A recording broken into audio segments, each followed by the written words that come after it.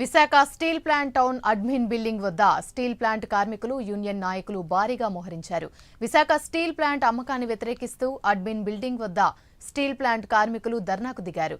Steel plant చేసుకున్న రహస్య ఒప్పందాన్ని బయటపెట్టకపోతే అడ్మిన్ బిల్డింగ్ ని ముట్టడిస్తామని హెచ్చరించారు. దీంతో బిల్డింగ్ వద్ద పోలీసులు భారీగా మోహరించారు.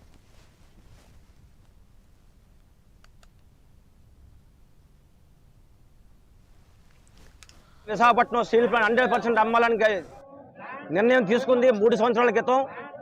అప్పటి నుంచి కూడా పెద్ద ఎత్తున మరి ఉక్కు కార్మికులు యూనియన్లు కానీ ప్రజా సంఘాలు కానీ రాష్ట్ర వ్యాప్తంగా పెద్ద ఉద్యమం జరుగుతున్నప్పుడు కూడా కేంద్ర ప్రభుత్వం ఇంకా నిర్ణయం వెనక్కి తీసుకోపోగా ఈ స్టీల్ ప్లాంట్ గత 2 సంవత్సరాల నుంచి కూడా రా మెటీరియల్ ఇవ్వకుండా, వర్కింగ్ క్యాపిటల్ ఇవ్వకుండా, రైల్వే రేక్స్ ఇవ్వకుండా, బాయిలర్ కోల్ ఇవ్వకుండా, కోకింగ్ కోల్ ఇవ్వకుండా మొత్తం ఆపేసి కంపెనీ నష్టాలు పాలు చేసి అమ్మాలని ప్రయత్నం చేస్తుంది.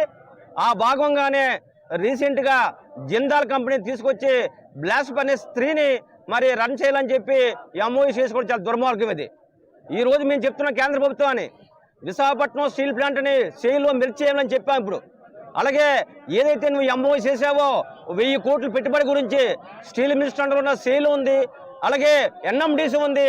ఆ 1000 కోట్లు అక్కడి నుంచి వీళ్ళకి ఇప్పించి మన steel plant blast furnace run చేయొచ్చు కదా. కావాలనే కేవలం ఈరోజు కేంద్ర ప్రభుత్వం స్టీల్ మినిస్టర్ కానీ ఇక్కడ యాజమాన్యం